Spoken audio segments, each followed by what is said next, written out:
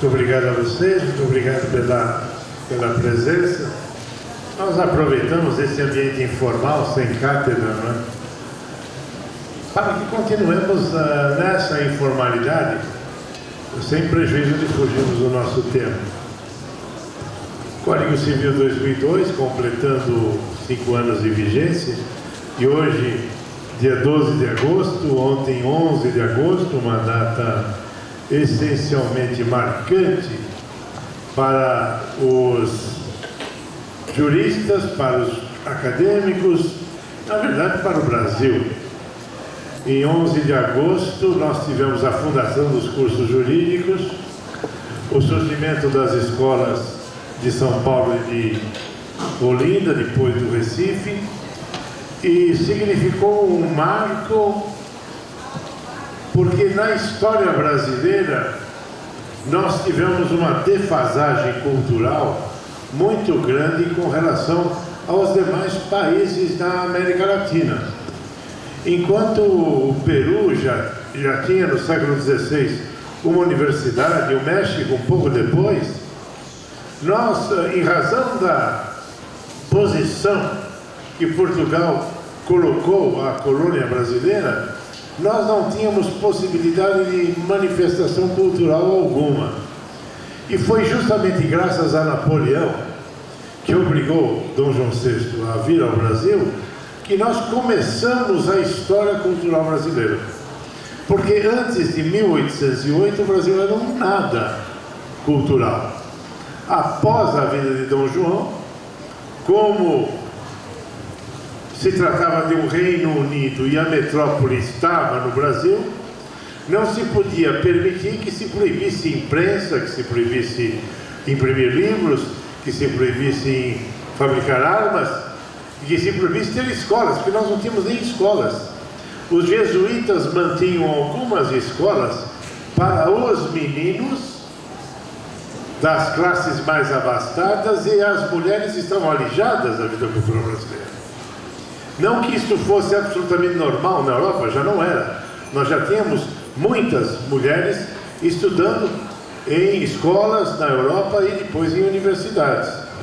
Então, quando se diz que este país é muito jovem, esse país de fato é muito jovem, porque ele começa a sua vida política e cultural em 1808 e não em 1500. De 1500 a 1800 nós tivemos 300 anos de um extrativismo desenfreado. A colônia brasileira servia apenas para fornecer matéria-prima, ouro e pau-brasil para a Inglaterra via Portugal. Era a única forma que Portugal tinha de se manter, e nesse passado histórico que não foi dos mais honrosos, o sistema de capitanias hereditárias foi um verdadeiro desastre para a formação cultural brasileira. Criou latifúndios, criou os senhores da terra, foi responsável pela criação dos senhores de engenho no Nordeste, dos barões do café no Sul, dos coronéis, e com isso nós estagnamos nestas diferenças sociais, as quais só agora nós começamos a nos livrar. Então, um país que tem cerca de 200 anos de história, e não 500, como poeticamente se poderia dizer, a fundação dos cursos jurídicos no Brasil é um marco importantíssimo, porque permitiria a discussão de ideias. Que a discussão de ideias não se faz numa faculdade técnica, se faz numa faculdade de ciências sociais. E o direito é uma ciência social. O direito, juntamente com as demais ciências sociais, ele puxa o carro da discussão de ideias. Porém, estas ideias que permearam na fundação dos cursos jurídicos do Brasil, a partir de 1827, eram todas aquelas que estavam presentes na Europa, no positivismo europeu, porque nós estávamos na Europa saindo daquela grande malha de codificações. A codificação francesa, do início do século XIX, e as demais codificações civis, estamos nos prendendo só civis por enquanto, que foram sendo promulgadas na Europa no curso do século XIX, com o ápice do positivismo. A lei pela lei, cumpra-se a lei, aplique-se a lei. Essa era a ideia do Código Napoleônico, essa era a ideia dos códigos italiano, português, espanhol, belga, que se seguiram, do suíço.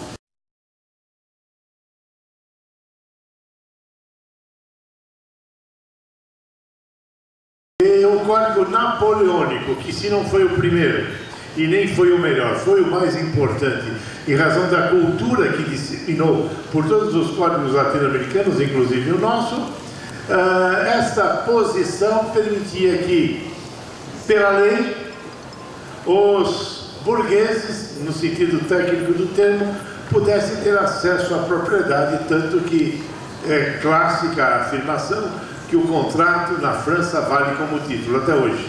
O registro de imóveis é apenas confirmativo e não é atributivo de propriedade.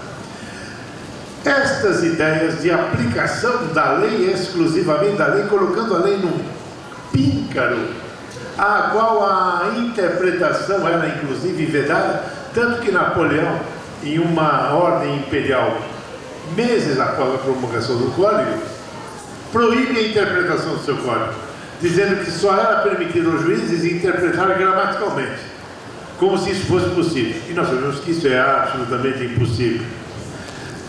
Esses professores que começam a lecionar no Largo de São Francisco e em Olinda, eles vêm imbuídos desta filosofia positivista, que não era nem má e nem boa, mas era aquela que permitia que nós tivéssemos leis escritas, que tivéssemos codificações. Foi longa a discussão se a codificação era necessária ou não. Não entremos nisso. Esses professores de Coimbra, aqui no Brasil, foram formando os primeiros juristas brasileiros. Alguns iam para a Europa, a maioria para Coimbra, outros para a França, estudavam lá, completavam seus estudos aqui, e nós tivemos no século XIX, início do século XX, toda uma geração formada em torno do reinado da lei. Se nós saímos de um período da nobreza em que o reinado era dos nobres, entrava-se no reinado